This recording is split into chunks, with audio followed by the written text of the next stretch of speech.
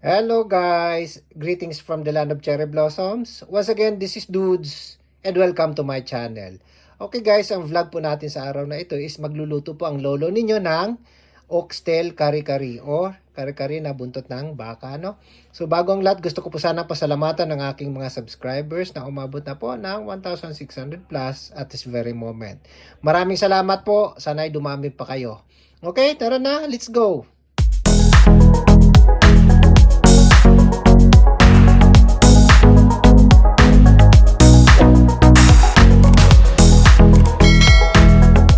Guys, ito na po yung sangkap natin ha. Unang-una, buntot ng baka. Pinalambot ko na po yan sa pressure cooker para hindi na tayo matagal sa pagluto. Hahaluan po natin ng tuwalya.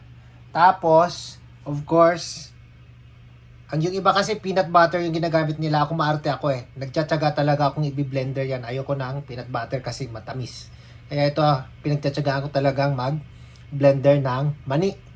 Tapos, of course, pechay, talong, sibuyas, sitaw, bawang, meron din tayong nor cubes at sa halip na atsuete o anato, ito na lang gagamitin ko kasi papadagdag lapot din to.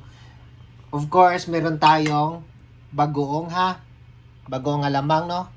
So ayan, shout out kay Mama Sita. At guys, ito yung isa pa sa pampalapot ko. Gumagamit ako ng cornstarch. Tinunaw ko na lang siya, no? So, ayan. So, ano pang hinintay na ninyo? Tara na, magluto na tayo.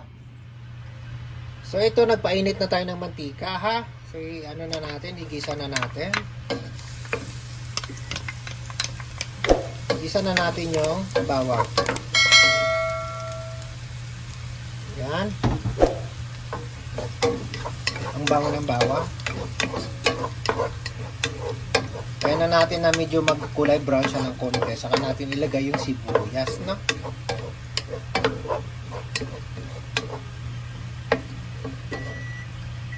What happened?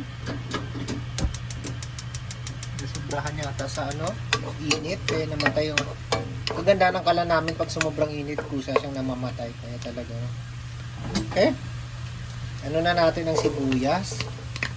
So, unang igigisa ko dito ako kasi iba, gaya ng na sinasabi ko sa mga una kong vlog na ang pagluluto. Kanya-kanyang paraan tayo sa pagluluto ha. Kaya, ganito yung paraan ko. Kaya,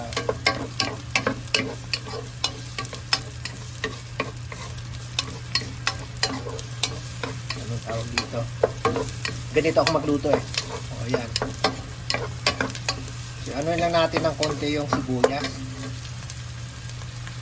So ito guys, luto na yung sibuyas, no? Una nating igisa yung tuwalya ng baka.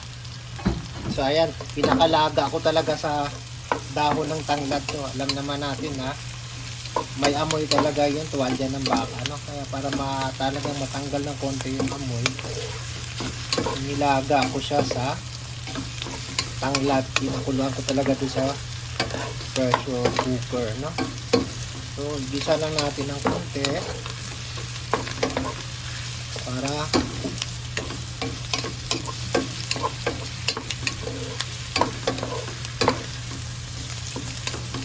ayan.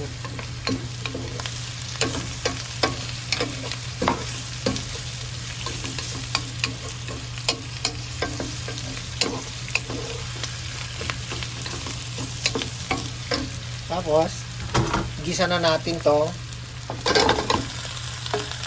ng baka, no? Isang taon ko pinakuluan yan. Ito pa pagkatigas-tigas pala ng isa.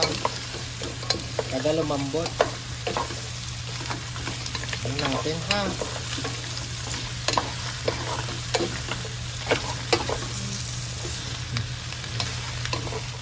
So ayan, nagisa na yung buntot ng baka at saka yung tuwalya. Lagyan natin ng kuting tubig ha.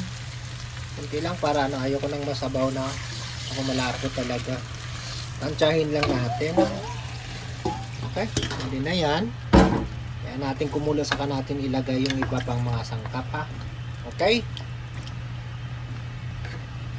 So ito na guys ha. Lagay na natin yung, ayan, di ba ang daming mani. Talagang gaya ng sinabi ko, ayoko ng peanut butter kasi matamis. Talagang nagtsatsaga akong mag-blender nung mani. Kasi ang sarap, malinamnam sa tinigma ko talaga kanina. Ibang-iba doon sa tawag dito sa peanut butter. Tingnan nyo, 'di ba? Malinamnam talaga siya. Tapos sayang kasi yung dumikit doon dito sa sa blender. Inano ko na siya ng mainit na tubig. Ayan. 'Di ba? Malinis na siya. Saka natin lagyan natin ng kunting asin.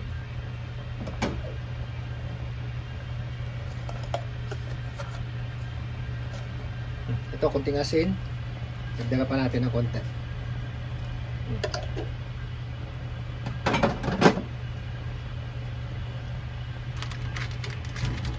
Saka natin ilagay ang Knorr cubes.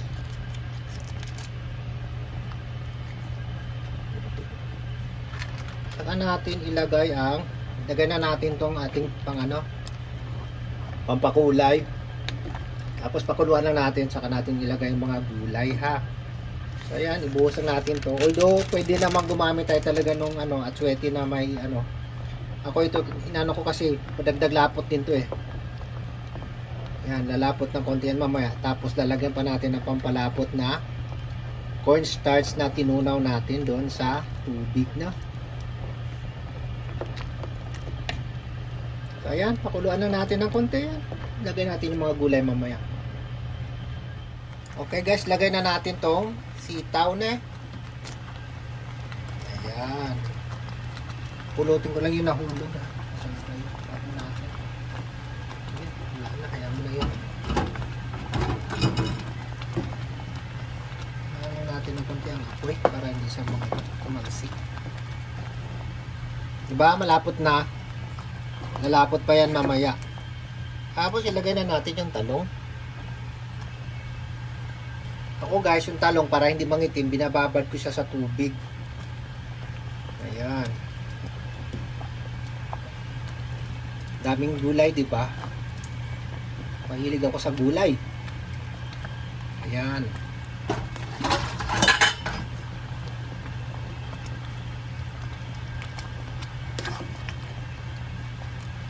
Ayan, takpan na natin. Luto natin mga 3 minutes siguro.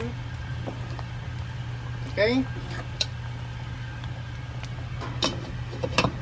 Okay. Ito na, ilagay muna natin yung pampalapot natin na cornstarch. Saka natin ilagay yung pechay ha. Ayan. Kaya natin, haluin natin. Lalapot pa to. O ayan, nalapot na. Saka natin ilagay yung pechay natin. Ayan, di ba? Ang ganda, sarap tingnan, malapot.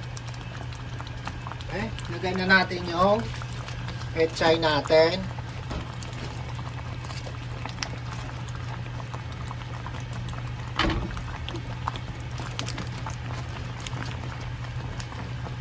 Ayan.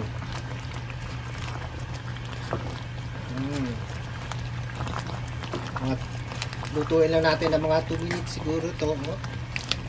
Okay na siya. Ayan, diba? Ang lapot na. Ay, tumagsik na sa aking Napapalit ko lang Napapalit ko lang ng Okay, takpan na natin. Okay. So, ito na po siya guys.